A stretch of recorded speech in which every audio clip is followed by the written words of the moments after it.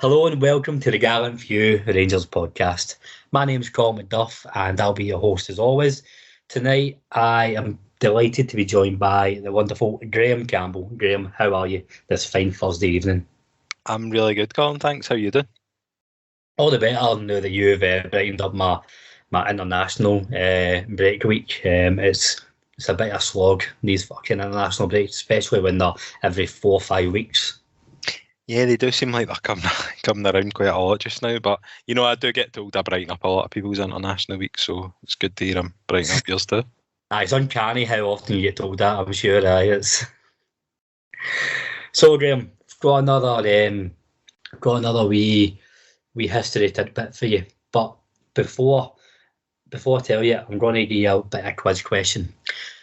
Can you name the 3 Rangers players to have scored a hat-trick on their debut?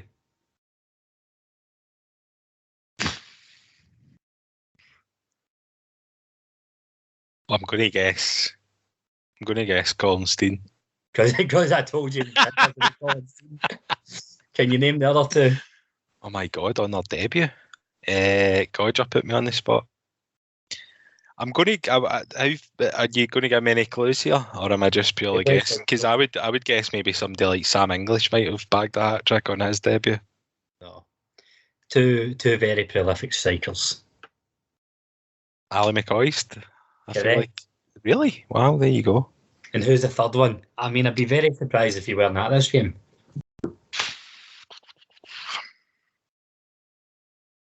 Hat trick on their debut.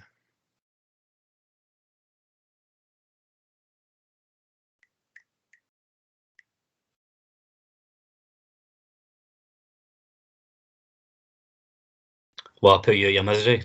I mean, on it, I'm just. You've not caught me in the best mindset for guessing here. My mind's just totally gone blank. I would rather not guess and embarrass myself by a line of questions and guesses than you just put me out my misery. Right, it was Chris Boyd. Of course. Well, yeah. Do you know what? Yeah, probably was at that game. I feel like I was quite drunk a lot when I was younger, though. Well, you got 2 out of 3. 2 out of 3 ain't bad as the song goes, mate. But the reason I was leading with that, just a wee. I think that's a fairly well-known fact that Colin Stein scored a hat-trick in his debut, and obviously, probably more famously, he scored one of the goals in the 3-2 win over Dynamo Moscow in 1972.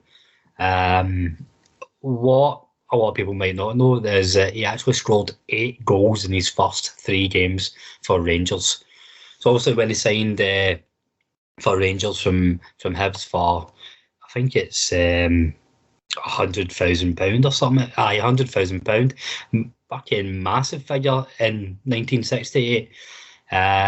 He made his debut at Ibrox in the league against Arbroath, scoring a hat-trick.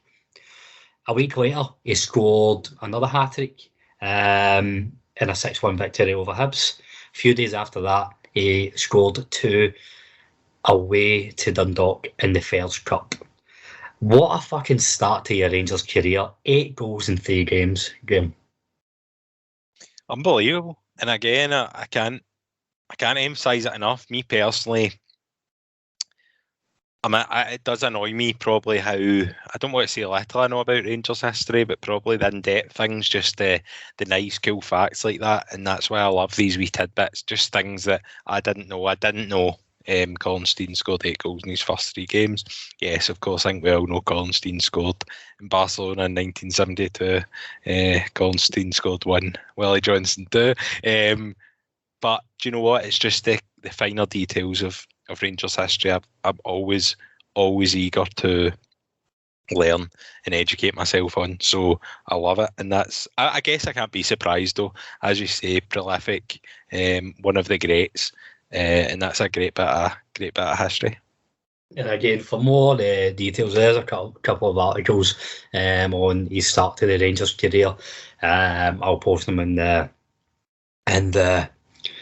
episode description, the show link on Apple, Spotify, Acast, YouTube, wherever you get your podcasts, many more. But anyway, back to current affairs then, Graham. As we said, another international break. We've got another one starting next month as well. But second international break at Disney. I don't know.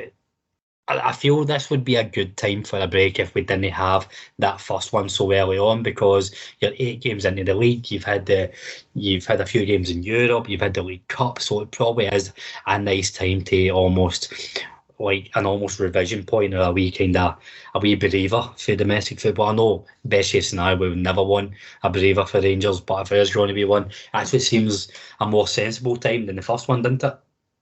Absolutely. I think what we'd said before, actually, the second international break, I don't know, there always seems to be something about it that's treated almost like a milestone of the season, or we're into the second international break where we sit, and maybe it's a bit different. As you say, there's international breaks all over the shop just now. I've got to say, nobody enjoys international breaks. We all want to see Rangers and go and watch Rangers. However, going into this one was a hell of a lot more enjoyable off the back of that massive result against Hibs. And it's a lot easier going into that knowing you've got a break, chance to regroup, maybe get some other players back to fitness, working some things in the training ground with the ones that aren't away in international duty. It can be a big deal, but going on that off the back of an awful result, or a loss, or a draw where you've dropped points, but the fact we're away, we're doing it, we're top of the league, we're in the semi-finals of the League Cup, it's been a solid start. And that's what I mean with it. Like, I think I totally agree with you. It's a bit of a milestone because the season is starting to take shape. Like the first international break, we were only 4 games in, but now we're 8 games in, and the table is starting to take shape in every league. We're into group stage football, we're into going into the semi-finals of the League Cup. You're starting to see it's not just a good or a poor start. You know, you've had a chance to either recover or drop off that run of form or maintain that. What you said there about finishing on a high against Hibs, leading us top of the table. So 8 games played, 19 points, a point ahead of our nearest challengers, Hearts, who remain unbeaten. For all we're talking about, it's been a very very stop-start. A lot of the performances have been very stop-start, and we've lacked a bit of fluidity, lacked a bit of form, lacked consistency, especially compared to last season. We're only a point behind where we were this time last year. Taking the emotion out of it and looking at that table from that point of view, I think you need to say it's an excellent start to the league. 100%. I think a lot's been made about our performances not being at the level we want them to be. Then upon reflection, looking back at some of the performances we had last season, some of the results I'm going to use the word scraped, I guess, narrow wins or late wins, big games where we didn't perform great, but we then got the win out it.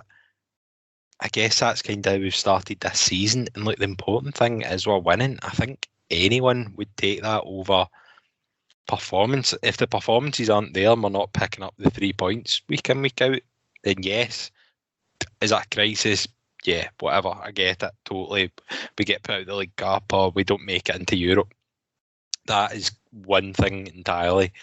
The fact we're getting by, we're getting the results. And I really thought that last half an hour against Hibs, I thought we did kind of get that spark back. We're moving the ball with speed in and around the middle of the park, out to the wide areas.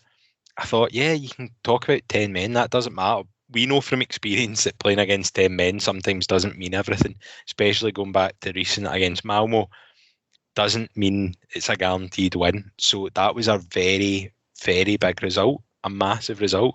And I think going into the international break off the back of that, it's got to spread confidence in the team. And I really hope that coming back, we talk about being 1 point against ahead of Hearts. that's going to be a tough game. But let's face it, we're 6 points ahead of Celtic. They are going to be our main challengers. I don't think Hearts Hibs will split us this season. I think getting as far away from them is we're going to win the league if we're ahead of Celtic, not Hibs or Hearts. No disrespect to them, I just don't see them maintaining it. Could be wrong. We've seen it in the past though, where they make a good start and they don't maintain. No, I totally agree with you. I think you need to. I think you need to be honest and admit Hibs and Hearts can be dangerous this year on their day, because they do, like, maybe 1 to 11, maybe 1 to 13. They've got decent squads this year, and they're both playing fairly well. I mean, I think Hibs were maybe even arguably the form team in the league coming into that game. I don't think that's too unfair to say. I think Hibs are a stronger squad, but they don't have the strength and depth to last the full season, I don't think. So it is going to be Celtic that are the nearest challengers. I mean, hopefully, best case scenario, our nearest challengers end up 20 points behind us like last season, but I still think it'll be Celtic. Totally agree. But listen, hopefully we're not all proved wrong after all this time I've been out of the Champions League, and we have to sit and watch Hearts Hibs straight into Champions League group stages next season. I think we'd all agree that would be an apocalyptic event if we had to watch that. But God, probably shouldn't say that on a record, and I can just see that being played back to us at some point, laughing away, and they're in the Champions League. I mean, it would be horrendous. Oh fuck! Aye, and I don't know. Maybe you and I need to be a wee bit careful with what we're saying. Obviously, last time you and I spoke was before the Sparta Prague game, and we're like, know what? A draw isn't a complete disaster. You take it, but we need to go and winning. And fucking hell, Rangers were poor that night, very poor. Yeah, and I think after that I said, you know what? I think that's the last time I'm going to be optimistic on this podcast, because at some point Rangers are making me look like a dick.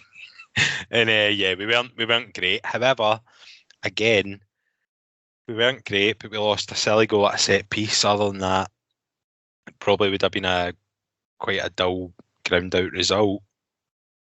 For me, I think people are talking about we need to take 6 points. I think we just need to take the 4 point. We need to take 4 points against Brøndby in the next 2 games. It's all about matching what Sparta have done, and that's obviously getting a point away to Brøndby. So I think minimum we'd be looking at 4 points. Obviously at the start of this we'd be looking at 6 points home and away against Brøndby, but let's not count chickens. We just need to get that spark back. If we do it, and we do it in the right time, I think we would be in a position where we could get a minimum of 9 or 10 points out of the last 4 games, the way we're capable of playing. And that's the big thing. The way we are capable of playing, not the way we have been playing, and they're 2 very different ends of the spectrum. I think maybe 3-4 weeks ago, we'd maybe be looking ahead to the Brøndby game and thinking, no, what, Rangers, as a fan point of view, Rangers turn up and they'll get the 6 points. But the way Rangers have been playing, it's not a gimme. 4 points, even 3 points isn't a gimme right now. Rangers do need to perform better in the league and in Europe. I think the difference is, and the difference has always been, when Rangers switch off, they get found out in Europe. We've seen that in some of the sloppy goals and thrown away leads over the last couple of years. Again, we always go back to the Benfica games. That should have been 6 points. They ended up with 2. So I think I definitely Rangers, just what you said, the Rangers need to get back to even 70 or 80% of their capability, and then we're going into the Brøndby games with a lot more positivity. Rangers are a hard team to come up against in Europe, but we were the second seed for a reason. When we got drawn out of that pot, nobody would have fancied coming to Ibrox too much. Maybe Lyon, they're maybe a tier above what we've played in Europe under Gerrard, but Rangers on their day are a fucking hellier team to play in Europe. So we just need to get back to that. Absolutely. And I think that's the main thing to remember, that we've got Brøndby and Sparta still to come to Ibrox. And I'm telling you, I don't care what anyone says, I have seen a lot better teams than Lyon come to Ibrox. I actually think the I really do think that the teams we've played in the last 3 seasons, some of them have been better than Leon. I know they've got some good players. I totally get that. I'm not trying to be disrespectful or be naive.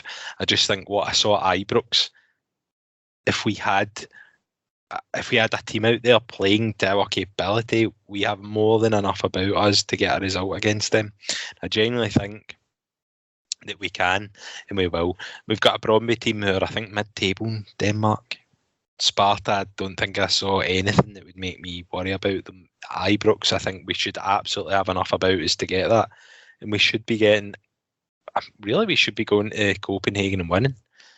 And I want to add as well, obviously, absolutely buzzing that, there's trips going to Copenhagen. It's good to have that away fan element back. And I'm hopefully, fingers crossed, I've applied via the travel club for the day trip this time, but going to Copenhagen, that'd be brilliant. So if you're booked up and stuff, enjoy it. I think it's going to be a great city, and fingers crossed we get 3 points out of that one as well.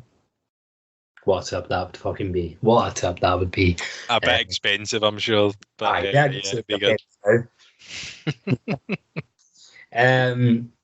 So what do you put this down to?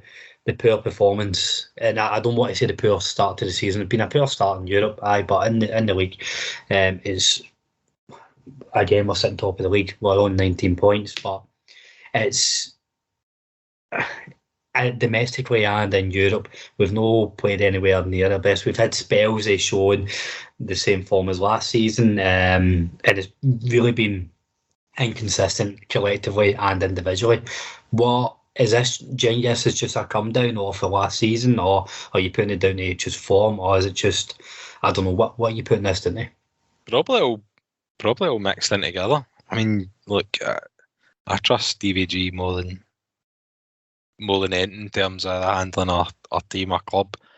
If he's saying there's just maybe a wee missing spark here or there, or he's leaving it down to the players because it's down to them to sort, because we all know it's not going to be down to the coaching or anything like that from that side of the club. It will be to do with the players, and whether it is just, as you say, a come down from last season, potentially that'd be disappointing, especially when we got 55 last season, but our cup showings were pretty poor. So we'd want to push on and get an even better season silverware wise. So that would be disappointing if it was the come down aspect. Maybe it is just, your last season, I think a lot of better players and big players played better consistently at the same time. I think this season, where a couple of boys have been off, we've been picked up by another couple and vice versa, and that's maybe happened through a couple of games. So we've maybe been fortunate that at least a couple of players have always had pass marks, so to speak, in games, and that's kind of saw us through. So I think it's just about us collectively getting to that level that we want to be in. I really don't have any doubt we'll get there, and I get people's pessimism about it, and I get people's worry about the performances. It's totally valid. 100% is that valid, but we've got to believe that we'll peak at the right time. I think everybody knows this isn't Rangers having their peak of the season.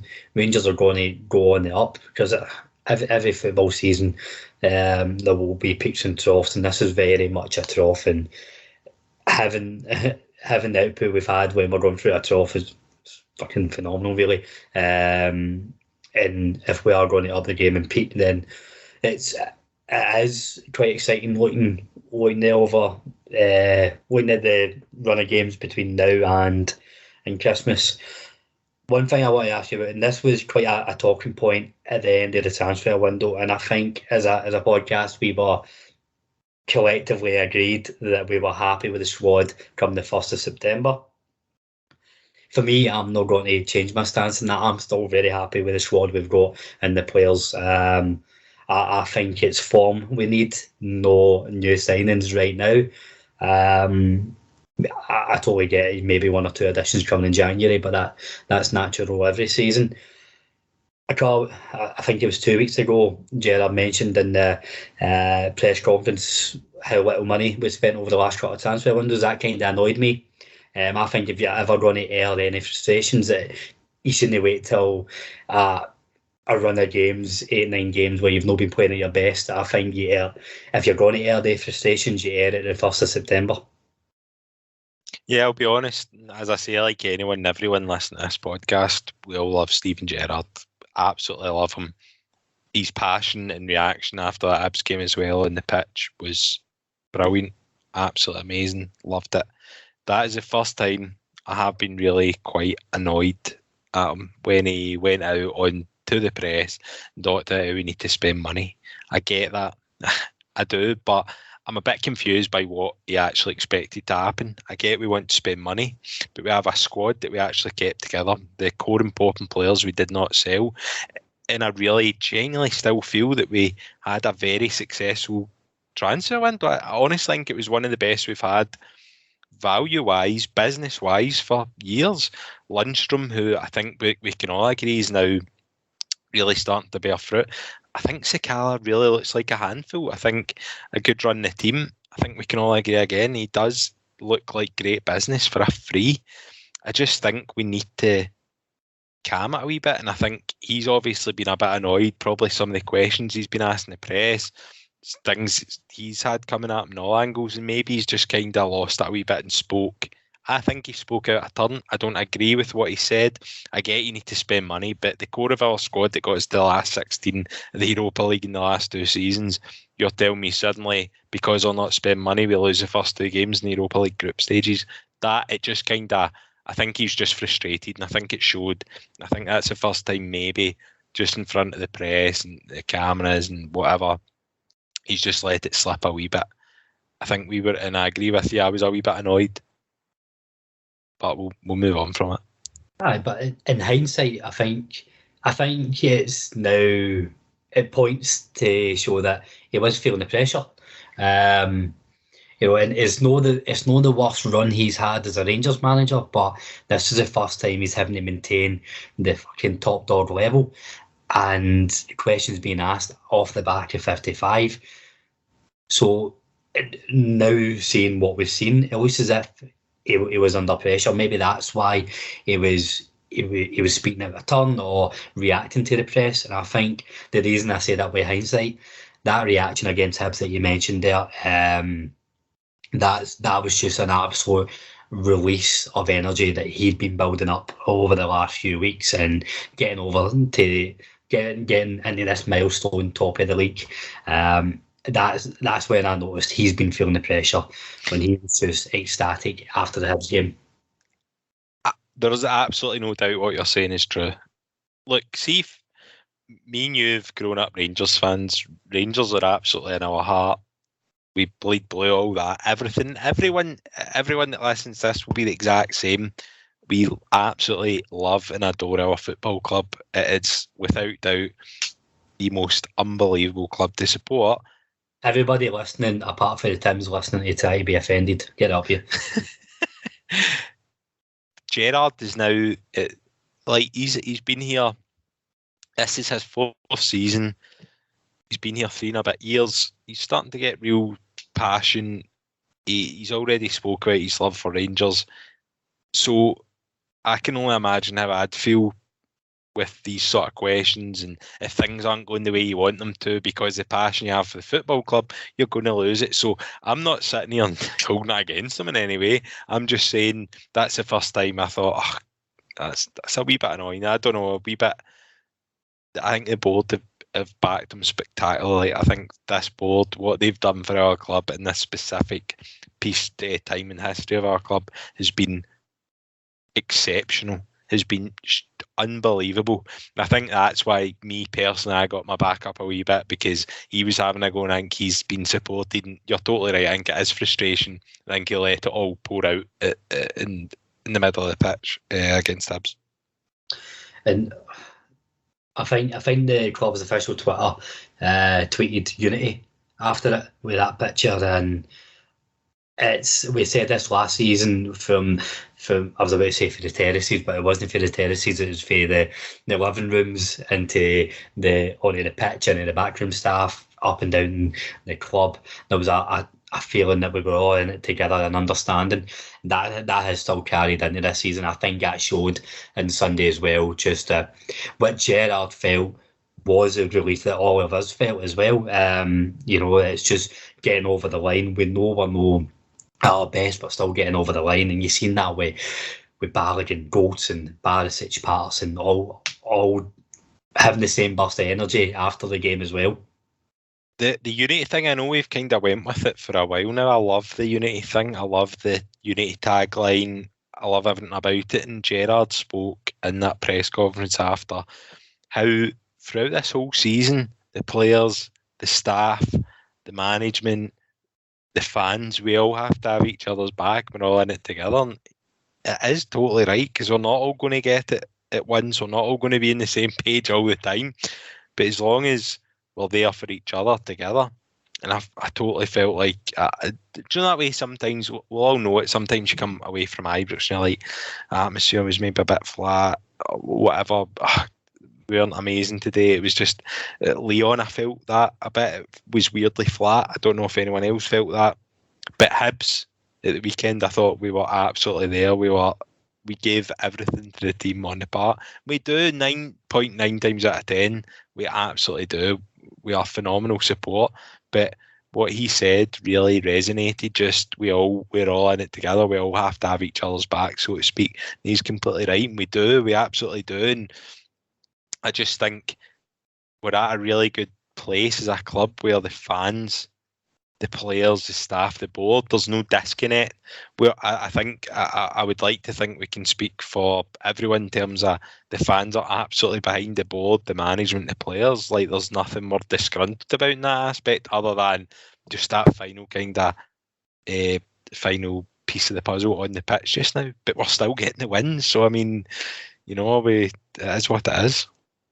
I think it's definitely. And it's hard to find back pre-2012, it was so long ago, but it's the most, I feel it's the most I've ever felt connected to the club, and having that fucking same wavelength on and off the field between supporters as well. Obviously, there's always got to be fucking great points. Like, I'm still very anti my jersey. I fucking hate it. There's people moaning about tickets. You're never going to have. In Graham's given me the wanker sign, shut up. You're never going to have a full, a full population that's happy with everything. Fucking life doesn't work like that. But it's definitely, by on large, the most unified we've been. Easy. So, Graham, we mentioned the League Cup, and more importantly, the performances in the Cups last season as well. 55 was always going to trump anything that happened, but we were all disgruntled, unhappy, upset, whatever you want to call it, with how we were put out both the Scottish and the league last season.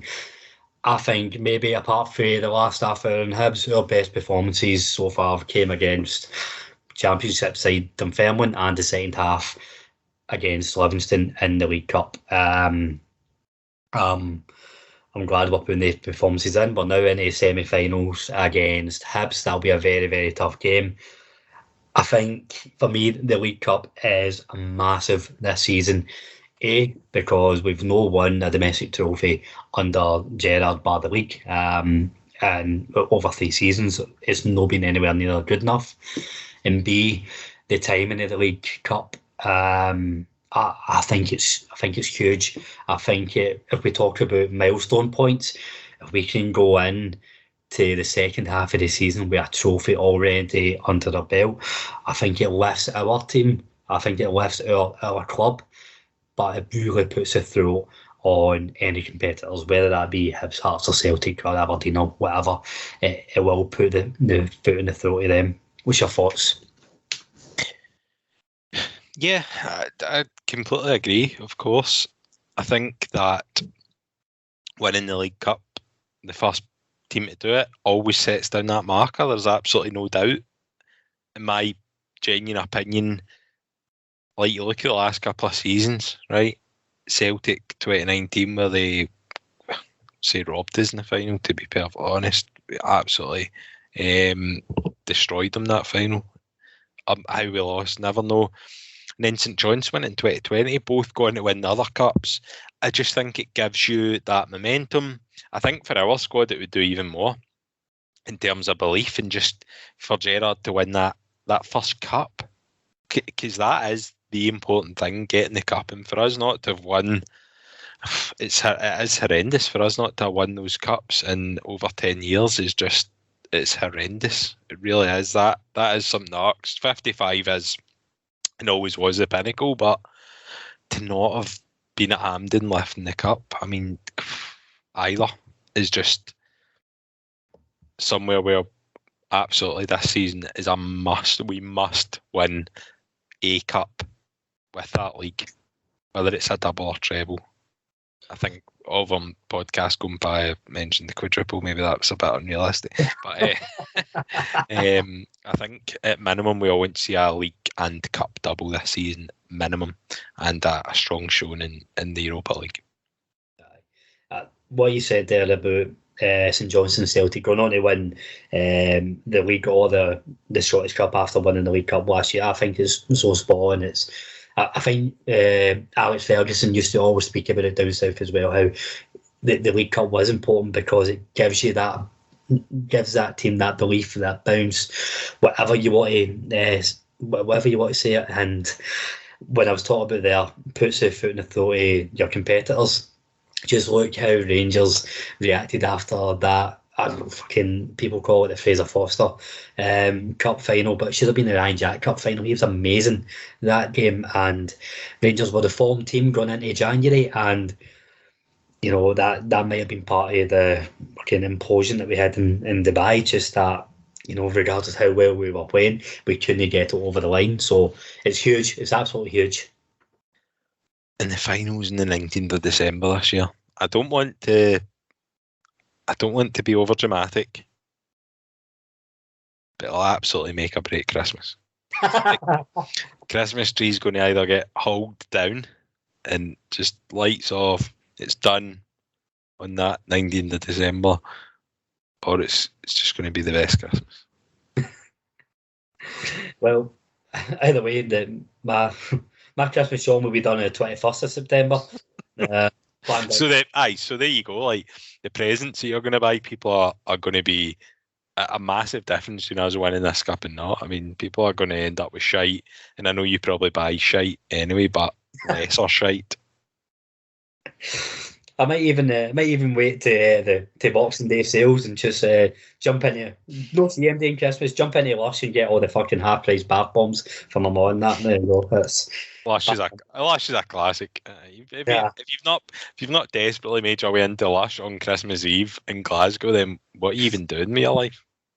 I actually used to work with a guy who every year, without doubt, used to wait to the 26th or the 27th, jump into Lush and fucking just buy all the following years. Like, we added on presents for his wife, his daughters. That's how we do it. That's how we do it. What we probably should point out is, despite plugging Founders Trail 2 podcasts ago, this isn't a plug for Lush. Oh, fuck. There goes next week's interview. Okay. And we're on with the CEO of Lush today. Love the Rangers. Presenting the new Rangers bath bomb. I would have thought Castell's already best anyway with that one. Oh, jeez, I know, man. Fuck, that's like I really hope we don't end up in the Conference League for obvious reasons that would want to be playing in the Europa League. But at the same time, Castore are going to release a fucking Conference League range, isn't they? Absolutely, yes. Just on that, so we were talking about we need a good showing in the Europa League. We don't want to be in the Conference League. We really don't. Even though we've probably got a better chance of fucking winning it, but at the same time, financially, for the status it brings, all that shit. I've heard a bit of chat around whether you would sacrifice Europe just for getting the league over the line this year. I think your universal answer is Steven Gerrard won't do it. He'll go in and win every game because he's a winner, and that's what you need to be as a Rangers manager. As a fan, would you want to see that? Forget Steven Gerrard. As a fan, we are Rangers. We're a winning club. I want us to challenge for everything and anything we're in. I wouldn't accept that. So yes, if life worked that way, would you sacrifice Europe for the league? Yes, for Champions League automatic entry. Yeah, probably. However, life doesn't work like that. I want it all. I want to go for as much as we possibly can. I want to see us play as strong a team at every single game. 1,000,000%, absolutely, no doubt. And there's no guarantee if you play a beating team in the Europa League, your stronger team's going to go and win on the Sunday. It doesn't work like that either. There's no guarantee in it. And you're right, as a fan, that I get the rational argument that what's more important, what you should put your energy into, but it's not a rational thing. It's not. It's an emotional thing following a football team. So you can be as logical as you want with me, but if we play Real Madrid again on the Wednesday, I'm fully expecting not fucking into these shite Rangers. Can I just say as well, I think, and I always say this is what separates us from so many clubs now. We sit up here in Scotland, we look down at England for the League Cup, and I think they all play weekend teams in the League Cup, especially when the provincial clubs do it, so to speak, the middle of the table. And you're like, what are you doing? Like, why wouldn't you try and win every bit of silverware? This whole wrestling players are pure rotation. I just don't. I've never understood it in that sense. And even though we have rotation in maybe in the cups, we're never sending out a team packed with youngsters or something that we think. We're always sending out a team that we know is going to be good enough to win that game, because winning cups and silverware is what we're about. We're the most successful club in the world. Of course, that's what we're about. That's what we're always going to be about. No, absolutely, and that's what you see week in, week out in Ibrox. And I'm not going to knock MD for that argument of sacrifice X over Z, blah blah blah. But I guarantee there's absolutely nobody showing that emotion. When we were getting beat 2-0 against Lyon, for example, just like, it's cool, the lead's an important one. It doesn't work like that, and we're not going to change as a support. We've always been like that, and we're always going to be like that. One of the really genuinely, I reckon it's in my top 5 moments as a Rangers fan, as a 33-year-old.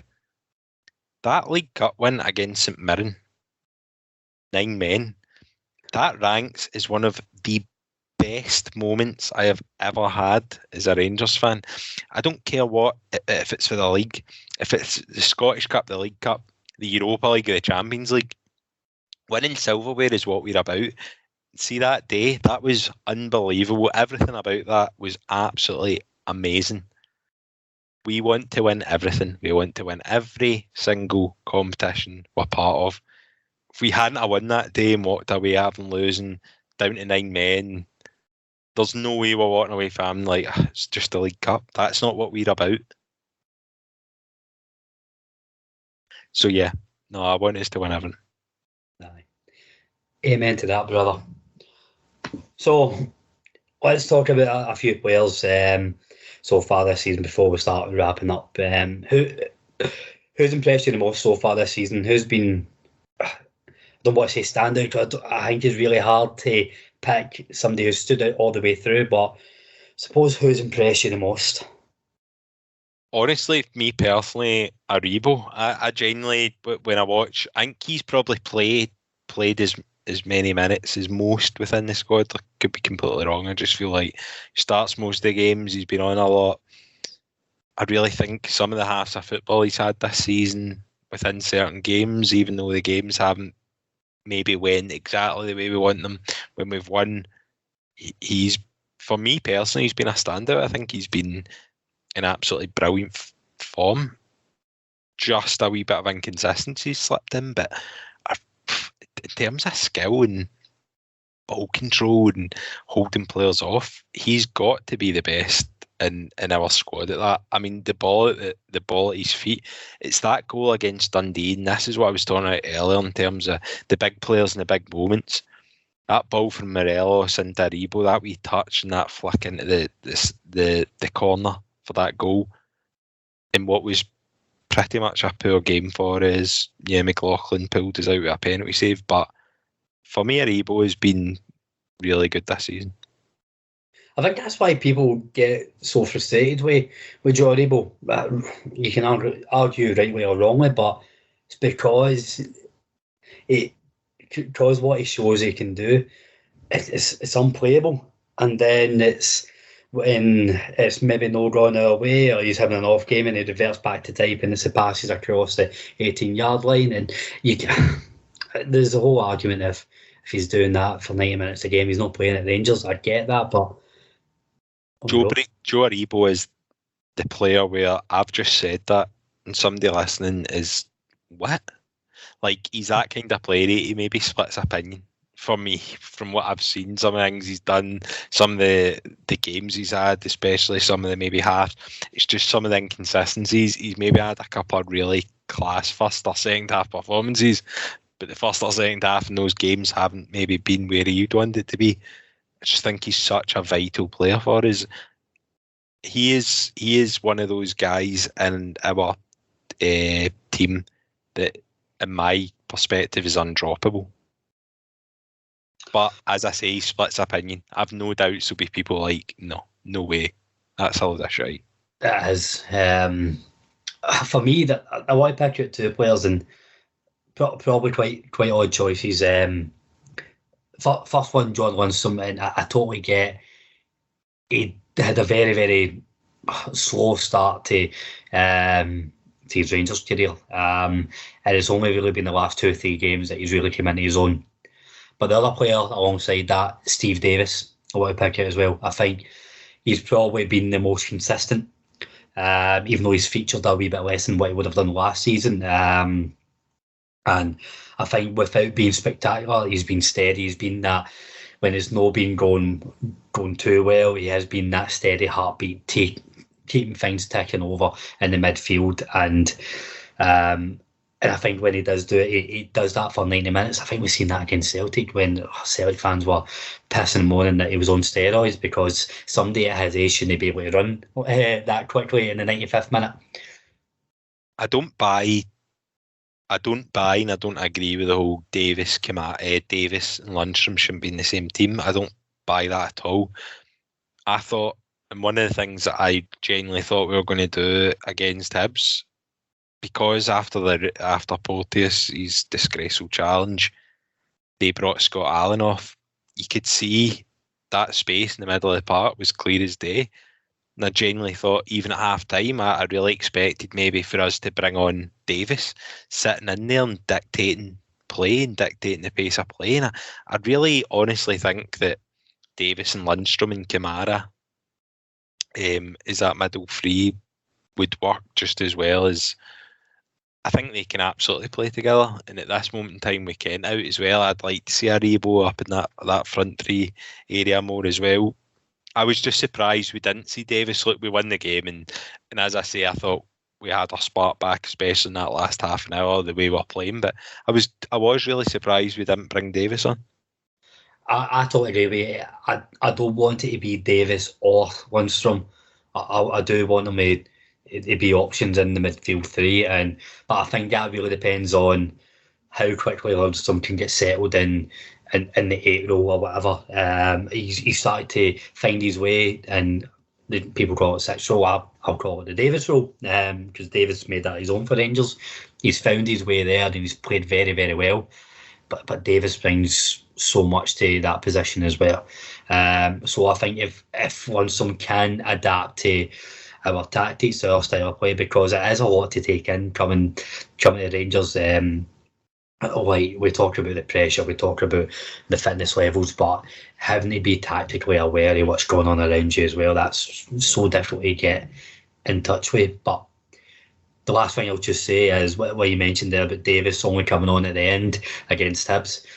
Some of it, and I get we were against 10 men and running down the clock, some of the passing play that Lundstram, Davis and Bacuna were doing between them, but it was fucking beautiful, and it was just so natural and quick, and that's what I envisage. That's how I see Davis and Lundstram being together. 100%, and yeah, Davis getting the last 10 minutes. completely surprised he wasn't. I know we're facing 10 men. It was unlikely wherever, and like anyone sitting in the stands, I was like, yeah, I'd bring on Davis. I really expect to see Davis on. Let's get Davis on, dictate the pace of play, that middle of the park, or even just drop Hadji really in that hole or something, but we never really did it, and look, we won. So I'm clueless as always. So but I think Lundstrom has absolutely came into his own. And I think one of the main things is, bar the expectation of Rangers, which he wouldn't have had at Sheffield United, he wouldn't have had that amount of possession at Sheffield United on a game-to-game basis. He won't be used to being part of a team that has that much possession of the ball as well, and I guess that can be hard to adapt to. So I think with all these things coming into play, I think he's going to be really important, and I think Jack will struggle getting back into the team immediately as well.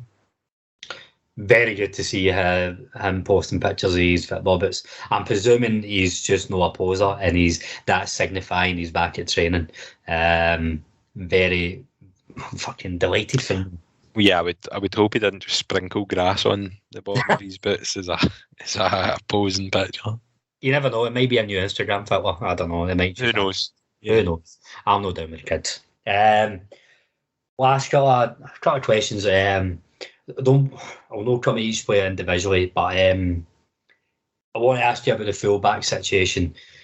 Tavernier versus Patterson, Barisic versus Bassey. For me, there's still two very clear first choice picks, Tavernier and Barisic. I think the gap between the first choice and the second choice for each position has narrowed. That's probably because the two first choice picks have dipped in form like the rest of the team, and for the most part, Bassey and Patterson have taken their chance so far this season. But I'm not really a fan of rotation for the sake of rotation sake, but I do like the idea that Tavernier and Barisic aren't guaranteed starters regardless of what happens. There's able deputies coming in behind them. Yeah, I certainly don't think Tav looks at the game like I'm guaranteed to start or not. I think his attitude will remain the same regardless of what's going on. What you're saying might ring true more in terms of Barisic. He's been a bit inconsistent coming back from the Euros. So I think, yes, it helps having Bassey kind of chasing his coattails. I think I want to see it is just more about Patterson getting that game time. Tavernier is on the Virgin 30. He's not going to be able to do this.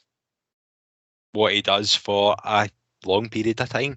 We all want to see Patterson as a long-term right back. Now is the time to start putting him into games and giving him a lot of game minutes. So in terms of the right side of defence, I don't see that as rotation for the sake of it. I see that as important development. I think Patterson's shown some really, really good and promising signs, and I'll say it again and again. You can really see with the way his game's developing how much he's taken off Tavernier on the training pitch, how much he's basing his game in that, and that's great. That's brilliant for us. And I think playing him in big games like that, in and out, is going to do them the world of good. And I think we all wanted to see Patterson in at least 10 to 15 starts this season. I think along the course we'll see him in something along those lines, maybe, whether it's the league, whether it's the League Cup, the Scottish Cup. I think we will see him getting at least 10 to maybe 15 starts this season, and certainly that amount of appearances. So look, I think it's really promising. I think towards the end of last season, I remember a conversation. I think Scott might have been on a podcast, and he was saying that he did say he knows it sounds daft, but he wants to see how Patterson reacts to a setback out with the COVID stuff, because that was a massive off-field setback. But he wants to see what his character is like, and that'll be really important. I really think he showed that on Sunday. He's got massive praise, rightly so, but I think it's only rightly so for maybe the last 30-40 minutes. I didn't think he had a good start to the game at all. I think for the full of the first half, he was really unsure against Doig. He didn't know when to go, when to sit. He just wasn't himself. but I think it speaks volumes. His character and his ability to play in big games. That he played himself out of that slump, and the more the game went on, the better and better he got. Obviously, he got the assist for Roof's goal, brilliant ball in, but I think beyond that, he had a really good finish to the game, and he played himself into that. He didn't let that first half performance get him down, because I really think he did struggle, and I don't think we're talking about that enough. Like as a positive point, if you get me, that he's showed buzz. Yeah, I don't know how much I agree with you in terms of first half performance. Was he as good as he was in the second? No, but I don't know if I saw that same struggle. But that's the thing with opinion. What is for sure is he was going to be hooked before that second goal went in. Tav was stripped, the bench, and the goal goes in, and we stick with it. And I thought he was one of our standouts against it. Yes, especially in the second half. But he's really maturing, and that's the important thing. Giving him 90 minutes in the big games, and that is okay. We've played Celtic home, but realistically, in terms of pure challenge and who we're playing against and form of a team unbeaten in the league, that was without doubt the biggest game of our season so far. Just in terms of the run up, where we're at, how we've been playing, who we're playing, everything mixed in before the international break. A lot. The one thing that Patterson's got to contend with now is the fact he's in the running for international. Now, we all maybe aren't interested, some people more than others. Patterson wants to play for his country. And one thing I think he's got to contend with is the pressure on his shoulders when he gets put in games like this, because not only does he want to do well for Rangers, but he wants to play for his country. And a few weeks back when he was playing, I thought he was playing like somebody that was maybe trying too hard. And I think actually against Hibs, I saw him just take a step back and play his more natural game. And I thought he was pretty damn good. Absolutely, and I think on top of that pressure, he will be held to a high standard for Scotland as well. It's like your Stephen O'Donnell's or whoever, no disrespect, but it's, they're always reported and spoke about as Motherwell players playing for Scotland. This is a Rangers player representing Scotland, and with it rightly or wrongly or whatever, a higher standard, a higher expectation will go in with Nathan Patterson. For me, rightly so. And look, of course, in terms of the international side, fullback position for Scotland is very promising in terms of Hickey, Doig. So he's up against these guys, so it would be easy for him to really let the pressure get on top of him. But I genuinely think that game against Hibs showed how much character he has. So I don't necessarily think we need to see a setback to see his character. I think we're seeing his character and seeing how he's performing under pressure. And I think he's going to be massive. I think he's going to be one of the best players we've ever produced. Obviously, maybe behind Gilmore, who I think looks like probably one of the best Scottish players ever produced in half a century. But Patterson is really, he's going to be up there, no doubt. He looks phenomenal.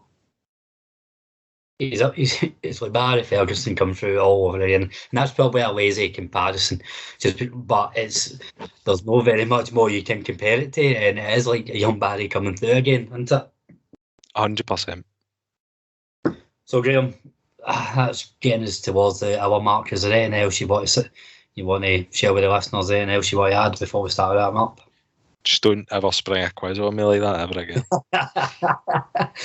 Well, you did say that you are quite annoyed about your lack of Rangers knowledge, so maybe that will make you get the finger out of your arse, start reading in case I pop another question up. Do you know what? 100%. I just think that, me personally, I feel like I really could always learn more about Rangers and the real gritty detail about our history and everything and anything about it. I always want to learn more about Rangers, so I do. I love these wee tidbits, and I'm definitely going to, certainly going to buy that Founders Trail book, 100%. The